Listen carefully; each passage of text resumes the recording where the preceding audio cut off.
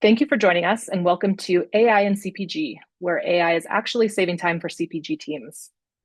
Naturally NorCal is part of the Naturally Network, a national network made up of 11 chapters around the country with over 6,000 members and a reach of nearly 50,000 people, representing 25,000 companies around the country.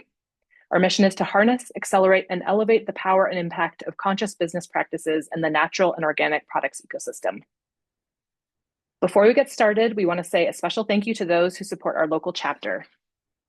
First, thank you to Naturally NorCal's Founder Circle. These companies have made a multi-year commitment to help establish our new chapter that merged last year in 2025 and support the expansion throughout Northern California in the coming years. Also, a big thank you to our annual corporate members and partners. These supporters make our educational programming and networking events possible. Thank you. And with that, I am going to hand it over to Mario DeFalco, founder of Illuminate Growth Partners. Mario, take it from here. Thanks, Monique. Hi, everybody. Welcome to this great event. So I'm Mario DeFalco. I'm founder of Illuminate Growth Partners and been working with Naturally NorCal for a while. So really happy to be here and working with this panel today. But I work with founders and business leaders as both a strategic advisor, but also a fractional growth leader. And I focus on innovation, brand strategy, and execution. And like most of us, I use AI every day in my own work, but also with my clients. So I'm really super excited to dig into the topics with this group. So that's what I wanted to do first is introduce our panel and start first with Yusra. Hi, folks. I'm Yusra. I am a strategic and AI lead at Grove Co. All right, next, Pedro. Hey everybody, I'm Pedro. I'm the CEO of Cultivar. We do financial operations for CPG food and beverage brands. And lastly, Jason. Hey everybody, Jason here. I am a multi-brand owner and I focus on AI. All of my work is now exclusively AI, and I'm working on a platform. Nothing visible, nothing for sale yet, but it's a platform that will help my teams and other teams like yours work with super leading edge AI while keeping everything safe, accountable, structured, and yeah, that's that. Awesome. Awesome. Well, thanks. You all know a lot more than I do, but one of the things that we hear consistently with AI that it can do so many things, right? Reduce costs, increase our speed, save time.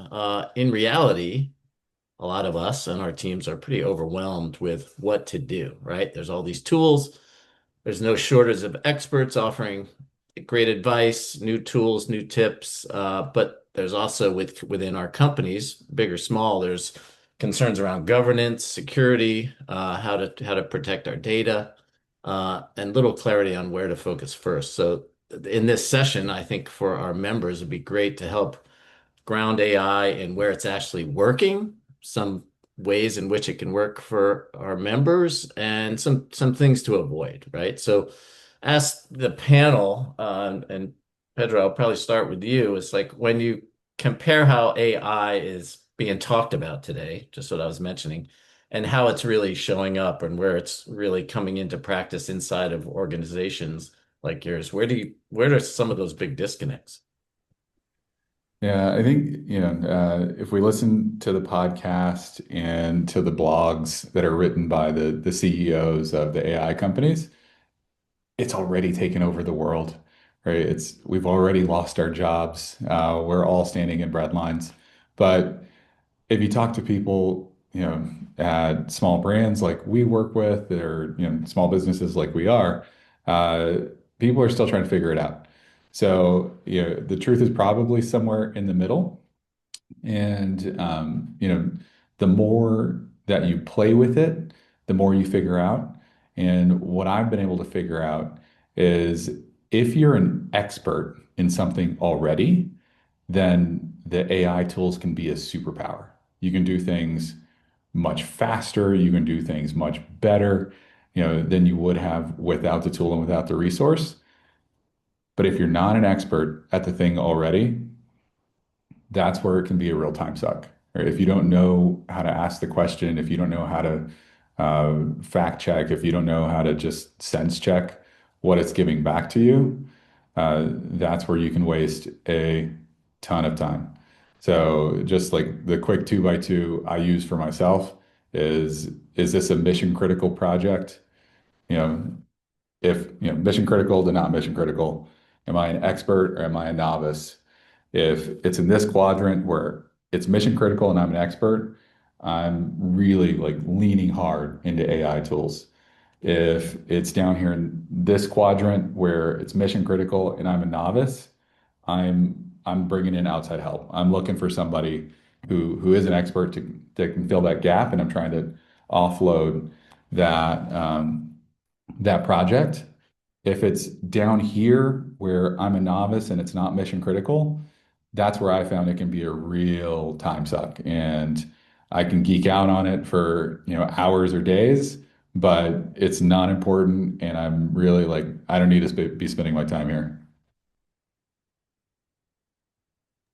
Awesome. Yusra, anything to add? Yeah, I think ultimately, and I posted this on my LinkedIn yesterday, like companies have bought AI tools because of all the hype, but they haven't actually increased AI capacity or built any sort of AI capacity, right? So we're all using AI, and most people are using it in very shallow ways, like for communication, writing, reports. But ultimately, there's not that transformational game change ROI that the industry promised us. So I think that's the biggest gap that we're seeing. Yeah, and Jason, go ahead if you have anything. Yeah, of course. I think AI works best, when the approach works best when it's tied to real work. So, identify something that's routine or something that your team is doing by rote. It's a task that they have to do every single day. Adding AI at that level where you're actually problem solving, I think is where you're going to get the biggest lift. And so start from that perspective. Also start with the perspective that an AI first mindset is one to encourage within your company. I think we'll get a little bit deeper into that as we go through this webinar. Yeah, that's so true. And we obviously are getting told every day, like spend 15 minutes a day. And while it sounds like people trying to sell us stuff, but it really is true. Like you just keep building, keep dipping that candle, you get smarter, you start to get smarter in how you use it. But to your point, Jason, where do you use it? And Pedro and use the same thing. Where do you use it? Where's the best ROI of your time and both for yourself and from the organization? So let's talk a little bit about that. Let's maybe dig a little deeper, right? This repeatable time savings we can get at. Where is it actually saving time? Not just one-off little tasks here and there, but like workflows, these rote things that we're doing. Where is it saving meaningful time in your work? And maybe I'll start with you, Yusra, because I know that's what you do as you look across all of Grove. Yeah, for sure. So I think AI for us is really saving meaningful time when it comes to, allowing us to build our own custom coded solutions. So one of the areas where we're applying these custom coded solutions more specifically is data management and also vendor management. So these two things like historically happen in email for small and medium-sized businesses, right? Like email becomes the system of record. Email is where vendors are submitting their copy changes or image change requests, all of that sort of stuff, right? But instead of using AI and applying it to this existing system of being like, how can we use AI to, manage our emails better? We actually stepped back and asked, why is this process happening through email at all? Right? And I think that's what more of us need to do is actually shift the processes. So we are actually shifting from email communication when it comes to data management and vendor management. And we've actually built AI-powered self-serve portals. By the way, we've built all of this without engineering resources. Like that's one of the most amazing things. So vendors can now submit these changes, whether it's a price change request, a copy change request, whatever it might be, in a self-serve portal. They don't need to email anybody. And the best thing is that the system reinforces guardrails. So historically, if they filled something out wrong, it might take 2 to 5 days for somebody to let them know that through email. now they know immediately. So they're empowered, and also our team is empowered as well. So it's really done two major things for us. The first is that obviously it made a process that was not scalable at all, very scalable, right? Like in our old way of working, if 100 vendors had a change request tomorrow, well, it would require a human to be in every step of the process for every single change request. And the second part is it's also removed our team from being in, highly repetitive, non-revenue generating work. So we have saved about 100 team days across a few master data projects, and we're just scratching the surface, like this in a very short period of time. So we actually expect that we're going to save up to 300 team days over the next couple of months, just focusing in on using custom coded solutions for master data and vendor management. Love that. Think Can I about ask early a in question my of you, sir? career if I I just could have want, saved those non-revenue generating hours and extra hours, but that seems to be a high value add there. What were you saying, Pedro? I was just going to ask a question to you, sir, like to see what that software, what the custom software was built on top of. Yep. Is that super technical, or were you guys still Nope. able to? Yeah. We built everything on top of app scripts. Oh, So a website, all the backend flows in easily to Google Sheets. Emails are sent automatically. Everything, even, the UI was just built in app scripts. huh. Anything else to add, Jason? Yeah, again, just back to what I said earlier, and to reinforce what Yusuf just said, like just pick something that is a time sink, pick something that is routine, pick something that, if you're just getting started, pick something that's easy to get into, to tackle. Uh, and give your team permission, give them permission to experiment, give them permission to use the tools. We pretty much have an unlimited position on tool use. The only thing we're very careful about is about consumer data, in particular, company data and consumer data, and making sure that there are protections around those things.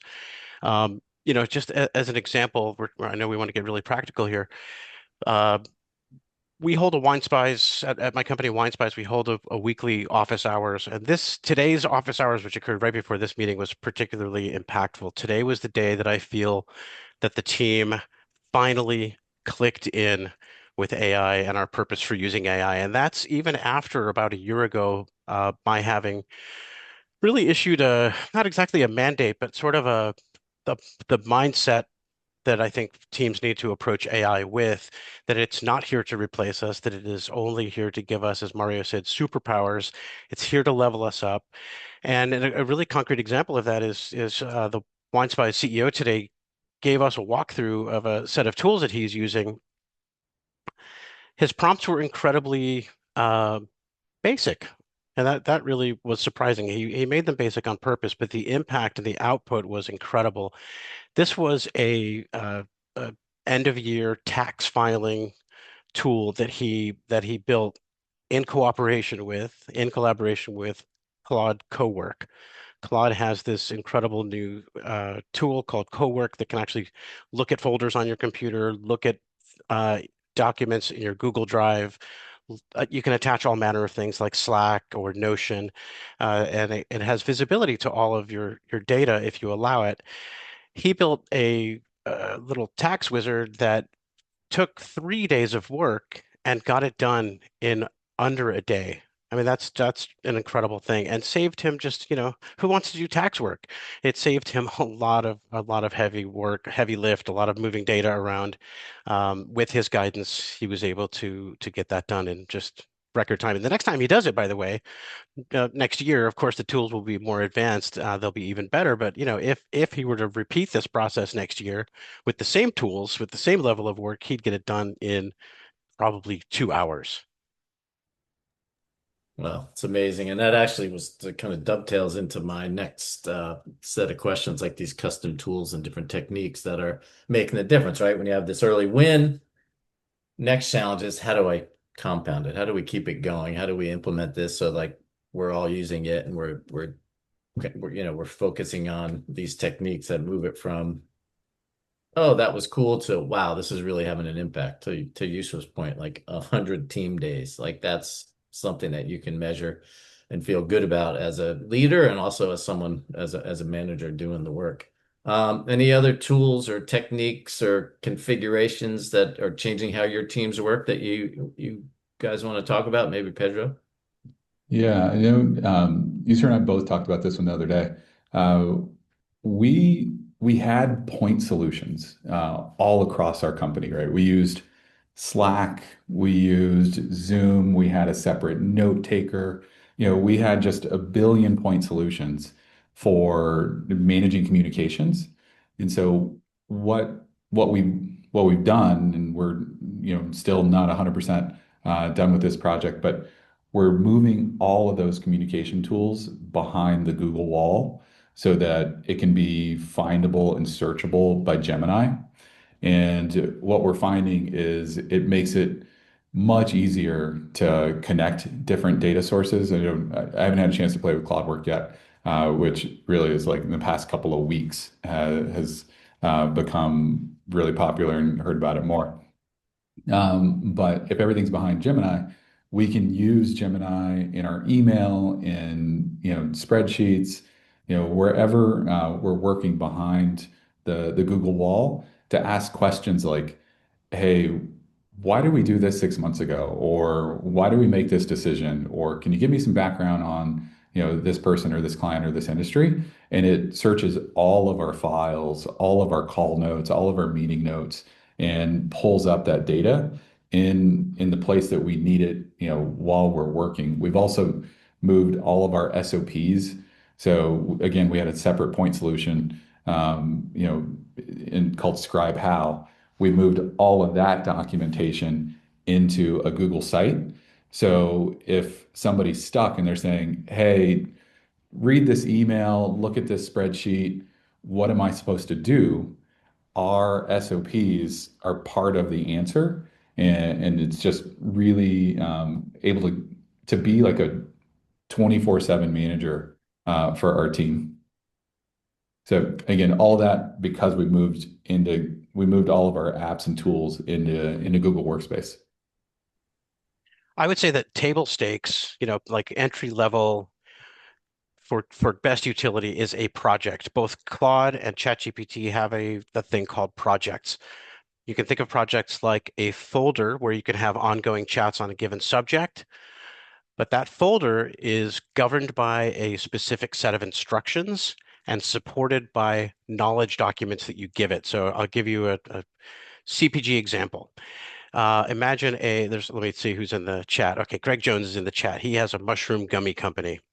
So Greg would take all of his corporate, every document that he could think of to feed to the project, like his products, like the ingredient stack, like ideal customer profiles, founder story, product differentiators, methods of distribution, everything that he could think of to give that project so that he can then go in and have meaningful conversations around all of that data that is less prone to hallucination than just starting a long chat in a chatbot. Because as your chats are getting longer in ChatGPT, it starts to suffer from something called drift. It starts to forget what you talked about earlier on in the conversation, and it starts to make stuff up, starts to hallucinate more. But by containing everything within a project, again, table stakes, guys.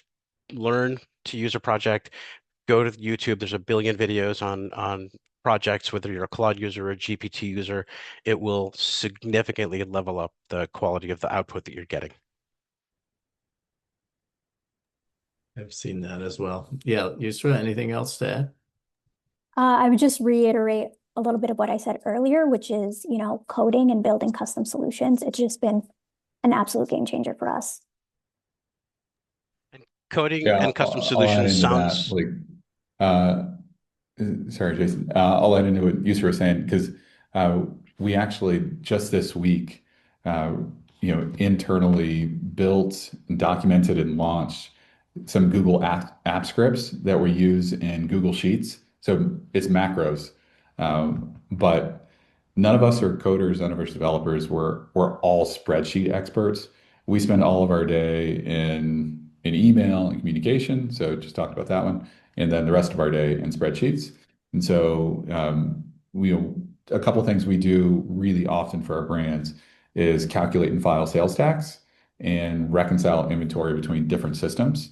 So we were able to write macros to take an inventory rec down from, let's say 6 to 10 hours to 30 minutes. And we did a sales tax filing that used to take 2 hours down to 30 minutes as well. So, multiplying that by all of our teammates and all of our clients is just a huge unlock right away.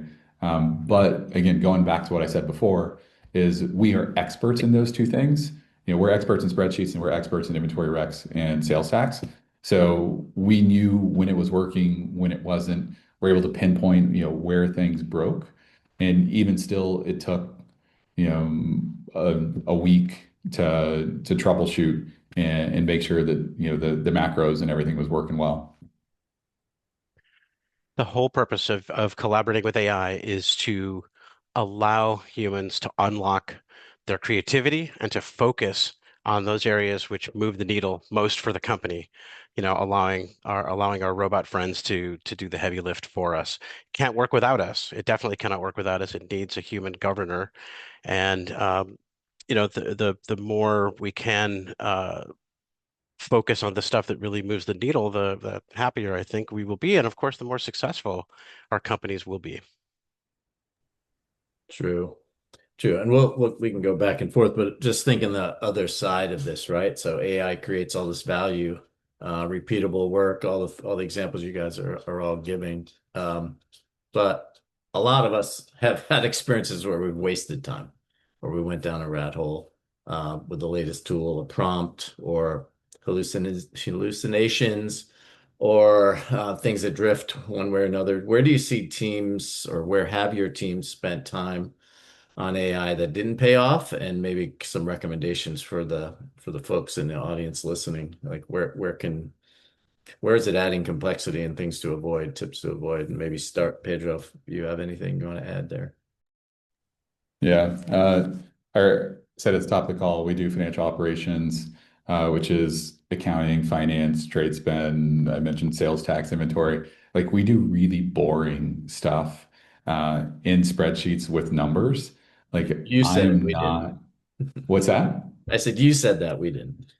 I'm okay We with it. we think it's exciting. Okay. I've reconciled myself to it. Like, I'm very comfortable in my own skin.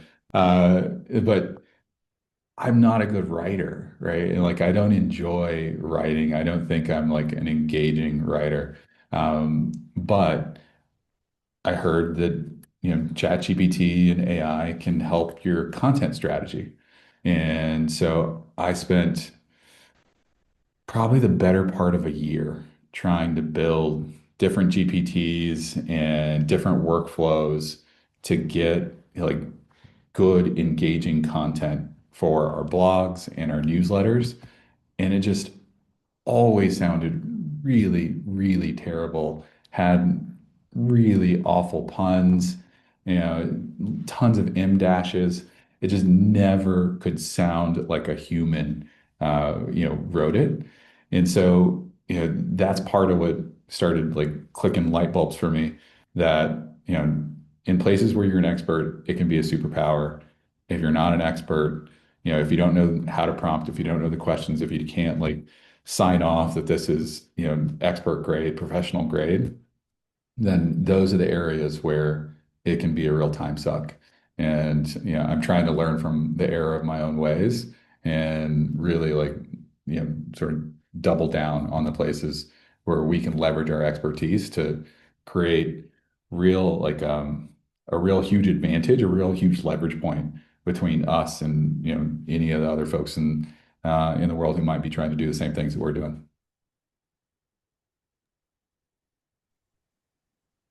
Yeah, I can relate to that. How about you, Jason? I don't think there's necessarily such a thing as wasted effort if the mindset is experimentation and learning. I think that's the only way to become proficient with these tools is to use them and to play with them and to make mistakes and to check the work and make sure that the output that you're getting is right. and to help guide the work. Pedro, if you had a project in which you had 50 or 100 writing samples, from somebody in your company, you or somebody who might be a more comfortable writer, then that that project is trainable and can learn those styles, and you can instruct out the M dash. I'm a writer, and so I hate that I can't use the M dash anymore because the M dash is one of the coolest things in writing. But now it's a telltale, right? If you see it in somebody's writing, you know Yeah. automatically, oh, that was probably written by AI. Yeah, I think one pattern I see when it comes to just like, I don't know if this is the best use of your time, is, folks inserting AI into one step of a very long manual process. So you have like a 20-step process, and maybe somebody leverages AI for one of those steps. And I feel like that's almost just more like a pat on the back, or maybe it's experimentation, but I don't think it's enough to call it transformation, right? And to be honest, I don't know if it really is like efficiency gains. There's actually this research done by a nonprofit called Meter, based out of California, and they looked at senior developers. And basically, all of these senior developers, when they were using AI to do tasks or, as a companion to do tasks, all of them said they were more efficient with AI. But actually, the research showed that they were about 20% less efficient. So I think this is a real phenomenon when we're just using AI to kind of do these random tasks instead of rebuilding workflows or processes to consider AI. That's a good point. It does segue a little to some of the other topics we're going to talk about, but sometimes I feel like, yeah, I'm using it, getting some advantage, but boy, I haven't, there's two other steps here or two other pieces of it, and that would really make it great, but I haven't, I don't know what that next step is yet, or I haven't had the time to experiment with it. And you sometimes need that time.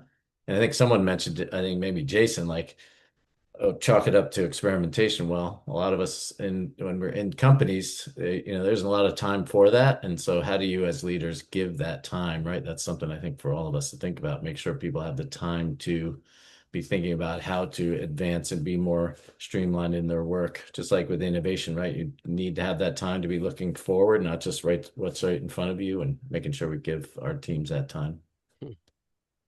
So let's go to leaders, right? How leaders, and you guys are closer to this, some more expert on this, and maybe working to help train some leaders in AI. But a lot of times leaders think, I want to level up, I want to be that expert. But really, they level up by, I think one of you mentioned it, like more about the operating system, not becoming the power user and having the best tools. But a lot of leaders we hear are just stuck because they feel like they can't advance their capabilities. So I guess the question for you is, if people are feeling stuck at a beginner or a low level intermediate, what are some practical ways or tips for them to do that? I've heard experiment, give yourself that time, like keep trying it, applying it to things that that are time sucks. Anything else you want to add? Maybe start, Jason, with you.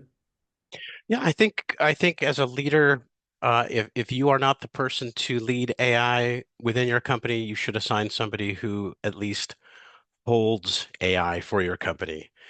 And in doing that, you give them the responsibility of sort of setting the tone for, giving permission. I think another very useful thing is to issue, as I've done in my companies, just sort of a framing for all of it, an AI mindset framing. How do we approach it? How do we see it as a company? How do we use AI without losing our human edge? How do we protect our customers? How do we use these tools in a way that really frees us up so that we can focus on the more important things?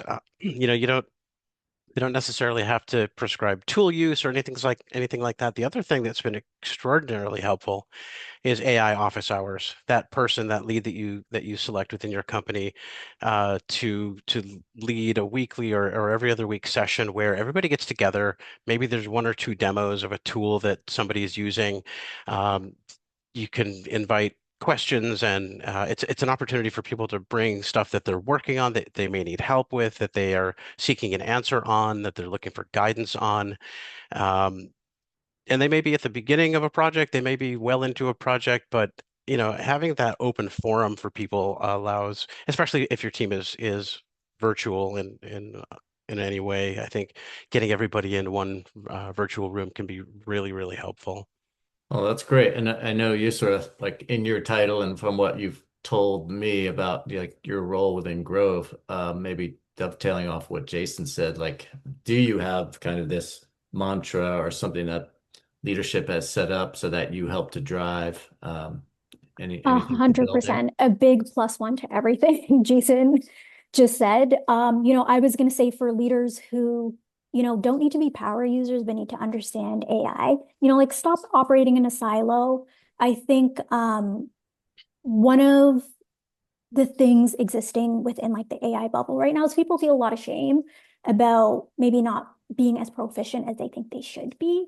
But I think there's a lot of opportunity to, instead of feeling like you need to be the expert, pass the baton on to somebody like me, right? And within Grow, what we've actually done is set up an AI task force. So it's a small group of folks across different domains, varying AI abilities. And we are setting up office hours to Jason's point so that folks across the company can drop in. We're also using it as an opportunity to learn from each other as well and build up our skills.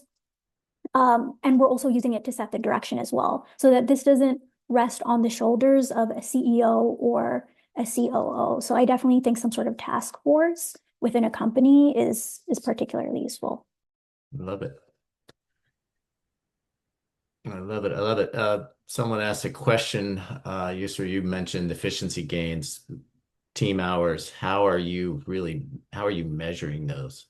Is it self-reported? Is it a Yeah, survey? Is it a project time? Like, because we could do it all different ways. for What's sure. So in the projects that I'm directly involved with, some of the folks that I'm interacting with have done time studies already on how they're spending their time. So as we're building out a new process, we're able to reference the time study that has been developed and, the amount of time that has already been allocated and measure against the amount of time that has been saved. So that's a very practical way.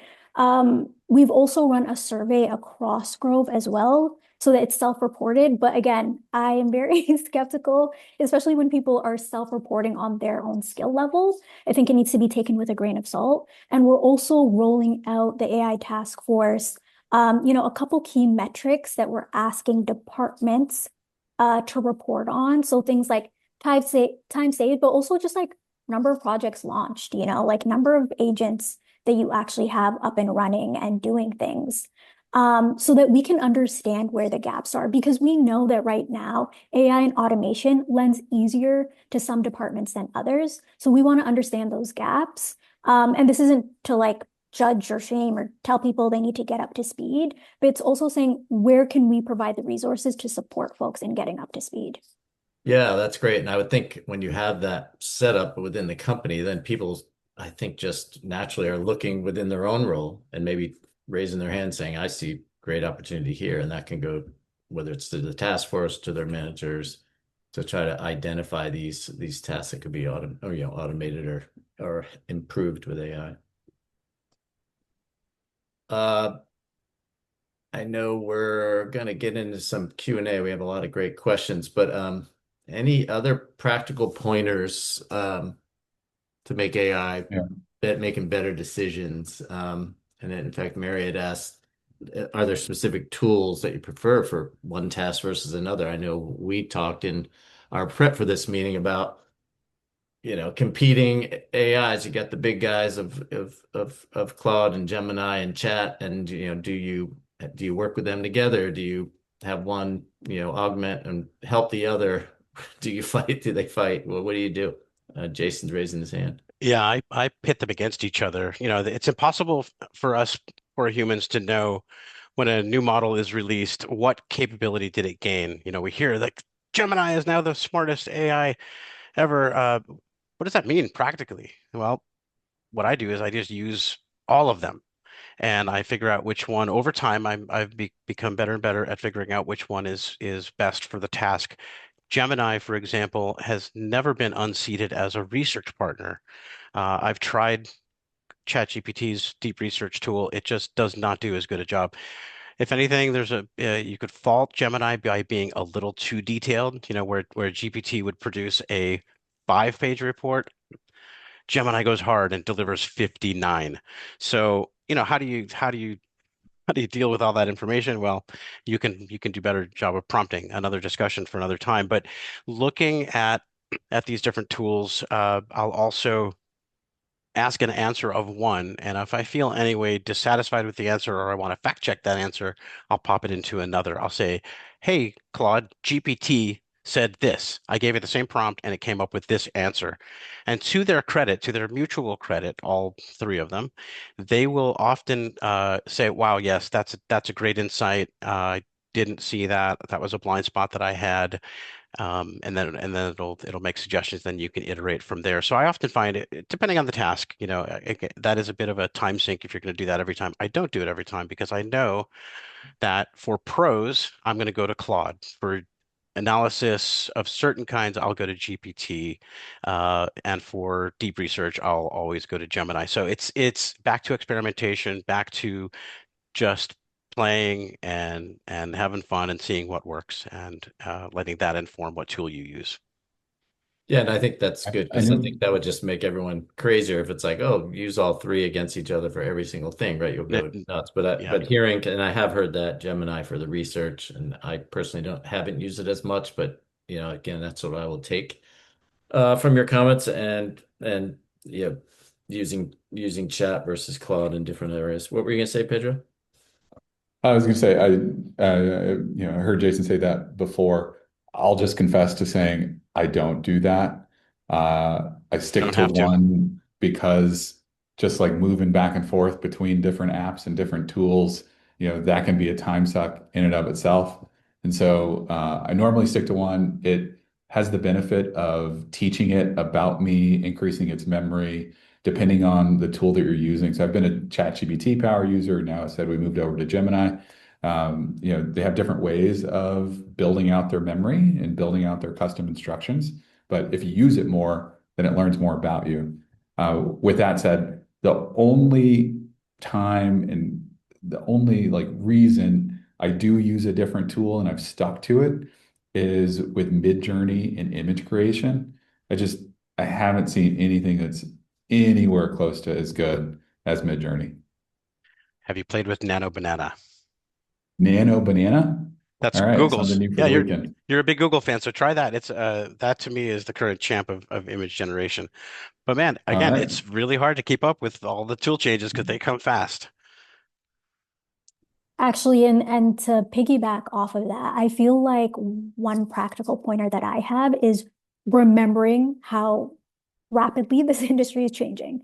So the way that you're using AI today is not going to be how you're using it at the end of 2026. I guarantee you that. And for some people, that might be really scary. But this is a time of like, AI has also become like this stress test in like how good you are at change management. But I think the one thing that is not going to change and the one thing that you are going to need to do is document your processes, write down your ways of working. So that way, as agents become more sophisticated, as AI capability, really increases in the upcoming months and years, it becomes a more seamless transition for you because things are going to have to transition. 100%. Like that can't be enforced enough that Yeah, you can't automate, you can't improve a process that you don't have documented. I mean, we yeah. spent a Give an year. example of right so the crew knows what do you mean by, I mean, maybe it's simple, but in documenting the process. I It, Like can it what can be really simple.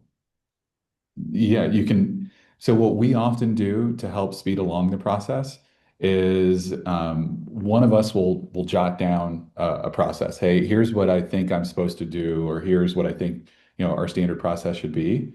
We have a meeting where interested parties talk about the process, they ask questions, they pull it apart, they poke at it, see where it doesn't work. What about this? What about that? We'll take the call notes and then throw like that into the prompt that we use to create the SOP to begin with and say, hey, take these call notes and improve it. And we can iterate on it as many times as we need to have a tight process. But it can be things like, yeah, I mentioned earlier inventory reconciliations, right? So, making sure between your accounting ledger, your e-com system, and your warehouse, which reports do you pull? How do you standardize those in a spreadsheet? What, sort of pivot tables do you run? What are the fields that you're pulling off of? And then what do you do with that data afterwards? That's one of our processes that we've documented in this way, so that when we do get to the point where agents can just pull down that data and agents can just run that pivot table, Yep. there's very clear instructions that we can give it. Yeah, to build like a practical bridge between what Pedro just said and what Yusra said. Once you have that documented SOP and that lives somewhere like Google Docs or Notion or Slite or whatever knowledge management system you use, you're going to be pointing AIs to that body of SOPs so that when you interact with your chat buddy, whether it's an autonomous agent later down the road or something, just like a chat interface today, the quality of the answer that you're going to get is on point. It's going to refer to that SOP. And so if you're trying to establish a new SOP, for example, and that SOP would break another or conflict with another SOP, then because it has that knowledge, because it knows where to find it, it's going to point that out for you. The quality, again, of your answer going way, way up. Great. And I know we don't want to have a ton of time to get into this, but one of the questions came up and we brought it earlier is like, okay, we could use projects, you can do these certain things, but how do you build this so data stays private? Because I think everyone's heard different answers or horror stories. Anyone? Yeah, I mean, like, I'm not a security expert, but at the end of the day, Crow, we're a publicly traded company. Everything we do has to be SOC compliant. So for us, we're not operating on individual paid plans where a lot of those security features aren't being given to you as an individual through ChatGPT or, Gemini or whatever. We're actually purchasing enterprise level plans, where that security is built in, um, and ensures that, again, our data is not being used to train models, for example. Like, think about how terrible that would be. Whereas that's not the case if you're using, for example, unpaid plans. Yeah, that's true. For ChatGPT, there's a button, and the way that they label it in the instructions is something like, do you want to be kind and helpful and let the model learn and improve for the whole community? You're like, wow, I am a nice person. I should click that button. But what they're saying is, give us all your data. So in ChatGPT, you can opt out. With Gemini and with Google Workspace, by default, your data is not shared, and you have to opt in. So, but if you're just like you said, if you're buying the business level plan, the enterprise level plan, then you can set those instructions for the whole company. Nothing really to add, only that, that you have to self-assess the level of risk that you're willing to take. Is the data that I'm sharing actually do we need to protect it, or can we contribute to the betterment of the model? That's a fine line.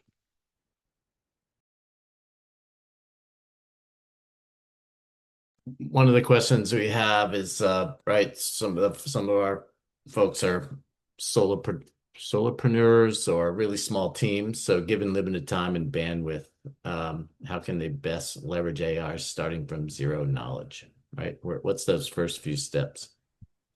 Besides, right, trying it, picking one, picking a few, what are some other things they could do? I think the thing that has been the biggest game changer for me is if it's in ChatGPT, it's called a GPT. If it's in Gemini, it's called a Gem. I'm sure in all the other tools they have something like this, where you can build you can build this, and build sounds way fancier than it is. But you can create a gem that helps you refine and improve your prompts. And this is especially helpful when you're not an expert and or just when you're tired and when you're rushed and when your brain is a little frazzled. This helps you organize your thoughts into a really great, long, detailed prompt, and then you can take that prompt and feed it into a new conversation, so you get a better answer out. This whole thing is just, what you put in is what you get out. So if you put in a better prompt, you'll get a better answer. Can you explain that more? You said a gem. It's not a custom GPT, it's something different. Well, in Gemini, it's called a gem. Oh, In ChatGPT, it's called a custom GPT. okay. So it is that. But yeah, I can, Mario, I'll share instructions with you. It used to be, I used to give a training every month where this was the punchline about how to build your own GPT or your own gem. And it's really, really, really simple. But as far as what you get out of your interaction with any of these AI tools, it's an absolute game changer. Everybody seen that? I mean, I've seen it certainly with custom GPTs myself, but I would only encourage you to use projects over GPTs. yeah, That's my mantra. I have They're a heard little that. they're a little safer. They're a lot less forgetful. I have found GPTs to be notoriously unreliable. Do you recommend, because I've worked with some AI folks who recommend, dual screen. The right screen is it's your AI. You're using it all the time. Is that, I mean, not for every single thing, but right, that's when you just have it as part of what you're doing versus, oh, I'm going to go spend 15 minutes a day on AI. You should see my setup. I have a big wide 49-inch monitor, which is effectively three monitors, plus my laptop screen, plus an iPad, which has a bunch of shortcuts on it, plus another monitor above. So yeah, multi-screens, yes. Multi AI tools open at once. Yes, it allows you to code switch and move between things very, very rapidly, but not necessary. Okay. What one thing, and this is getting a little into it's, and first of all, to everyone who's here, um, I think this is some of the longest list of questions we've gotten before a webinar, which tells you where we're all at and why we're having these bi-weekly forums and these webinars. It's coming, and as User said, by the end of this year, the way we're using AI is going to be, you're not going to look back to February 24th and recognize what you were doing. So Yeah. it's something like coming down a level, and I know some folks doing this, but like a question that came in was, how do you train AI to better understand your company, your philosophy, your tone? I mean, I've certainly seen where you can scan a barcode on a product and you're basically having an interaction with the founder of a certain product. So what is this through the So projects and just Mario, dumping all that info in? Go ahead. there's this thing called projects, which I'd like to tell you about. No, that's what I was saying. Is it beyond projects? Beyond Is it projects, that is a big level up from there. That's user territory where you're starting to build your own applications, and that's also within the within reach of us mere mortals. I'm not a programmer. I've worked in software for 30 years, but I've never been a programmer. Uh, but now I kind of am because I have a partner that I can code with that is producing applications for me in minutes that provide real utility for my teams, and I have people on my teams doing the same thing. They are writing applications with a coder. Like so, Google has anti-gravity. ChatGPT, OpenAI has Codex. Claude has Claude Code. They all have their coding tool, their coding environment. Some are better than others at certain tasks. Again, that's always going to be true, and they're going to leapfrog each other constantly. But you know, try going into Claude and saying, you know what, my company needs an application that helps me analyze customer churn around these axes. And the source of data that I have is this spreadsheet. You upload the spreadsheet. And the goal, the output that I want it to look like this. And it will write the application for you and display it on screen. You can say, yeah, that looks great, but that button doesn't really do what I wanted it to. You just iterate on it until it's perfected. got it? Yeah. Oh, go ahead. Go ahead, Oh Reese. no, I was just gonna say, around, training AI models to better understand a company and philosophy and all that tone. I think the best thing is you're not training an AI model, right? Like you're not training 5.2, like ChatGPT is 5.2. You're just giving context. And when you think about it from that perspective, it's a lot less daunting. So ChatGPT has like a connection that's like company knowledge, where if you click that button or, if you have it on already, it pulls everything from your workspace. So it has all of this context that lives across your email, that lives across Google Sheets, Google Drive, everything, right? So imagine how much easier it is to get work done and for the LLM to understand what the output should look like and what a good output should look like if it has that context. And then to Jason's point, like there's projects, there's GPTs, there's all that sort of stuff. But I think the key thing is just understanding that it just needs context. And the more context you give it, the better. Yeah, and so treating it like a new employee or a new intern is the best thing you can do. Like, for example, I give a presentation on the first day, like everybody's first hour and a half. I give a presentation on here's what we do, here's who we do it for, here's our business model, here's the company priorities, here's what I'm working on, here's what each team needs to be working on. That's a slide deck. I take the call notes, I put it in, along with our brand style guide, right? Yes. So here's our tone, here's our voice. I put that into, if it's a gem or a project or a GPT, you can load it in there. There's different ways that you can give it that information, but it's just treating it like any other team member. Context, context, context. You nailed it. It's all about context. The more context you can give either a conversation or a project, preferably a project. I'm sorry to beat you over the head with project, but again, table stakes, guys. Use projects, learn projects. The more context that you can provide, the better the answer. So, Pedro, you're giving it that that employee onboarding, and there's just so many examples of things that you can feed it to give it context so that the output that you're getting when you're asking it to do something, the quality, again, the results just are elevated. Great. And I know we're short on time. There was a bunch of questions that had come in on, and you all have brought up. Mario, can Yes. can we, if we don't get to all these questions in the next 5 minutes, can we move all of these questions to a LinkedIn chat where the bunch of us participate and we can answer them there? I don't like seeing questions left unanswered. Yeah, no, I was thinking of working with Monique and certainly you on Cool. the forum and how do we keep a running tab of the things that are just so people have those answers and Yeah, we can talk offline about that for sure. cool. A lot of things coming in about carrying out tasks, emails, how can agents like how can you automate those? A bunch of questions came in about the email side of things. What does that look like? What would be a couple steps for everyone to think about? Because that might be someone was bringing up, don't do one of 20 steps, right? Like, oh, I saved time in one area, but like some people with outreach or business development are missing out on some of the elevated levels that AI can really help them, and they don't quite know how to get there. Yeah, this last year I tried to bring in an EA, and I've never worked with an EA before. It's mostly my fault, user error. This is like the fifth person who didn't work with me, so it's got to be me. Um, but what I've been able to do now is we work in Gemini, and so I have a custom Gemini that I gave instructions to of, hey, here are the most important emails I have to see right away and I need to respond to. And then here are emails you can help me filter out.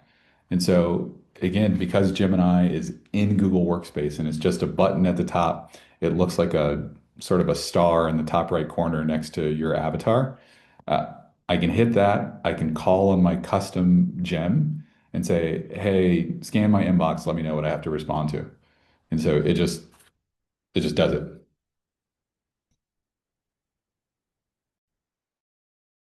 And Pedro, do you have Gemini stage the responses in draft form before you send them so that you can review them? That's what I was going. I don't in that Gemini. I just have it identify what I need to do, and then I like ad hoc. But I'll often ask it. I have a different gem that is my communication gem, that I say, hey, help me respond here, and help me draft it.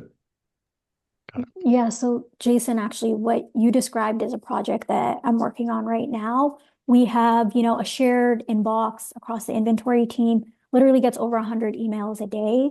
So what we're doing is we're building our own solution, and there are companies that already have this as a paid subscription, so that's an easy option. But for us, we have a lot of internal context. So we're just building our own solution that's basically going to do the triage. It is going to categorize emails as they come in. And based off of a supplier guide that we've already built is already really comprehensive. It's like 60 pages long. We're going to reformat it so that it's easy for the LLM to have context and draft responses as well. So the team comes in, they understand what's being categorized for anything that requires action.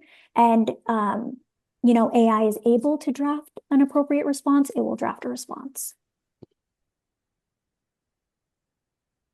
Awesome. Well, we could talk about this all day. And the conversation doesn't end here, as all of you brought up in the beginning. This is a journey we're on. We're all seeing a lot of information come our way and trying to decipher it all. This has been helpful, I think, for the folks that are listening. We're recording it, so you can see it again. But I think what the Naturally NorCal is doing with the bi-weekly is going to be really helpful, and we'll create a way to keep capturing things. And as you just said, by the end of the year, the questions hopefully are going to just get even tougher and more elevated. We're going to be doing things in a year that we didn't think we knew how to today. So we appreciate your expertise, and also Naturally NorCal for making this a webinar that we could get your points of view out there to everyone, and look forward to the weeklies that are coming, and for everyone who is here today and also provided a lot of great questions leading in and also during the chat. Really, really appreciate it. But Yeah, our next session is tomorrow Yep. for members of Naturally NorCal. Please attend. I'll see you guys all there. Pedro, Yusra, Jason, thank you so much. Thanks, Monique, and we'll see everyone soon. Thank you, Mario. Awesome. Bye, everybody. Yeah. Thanks, Mario. Thanks, guys.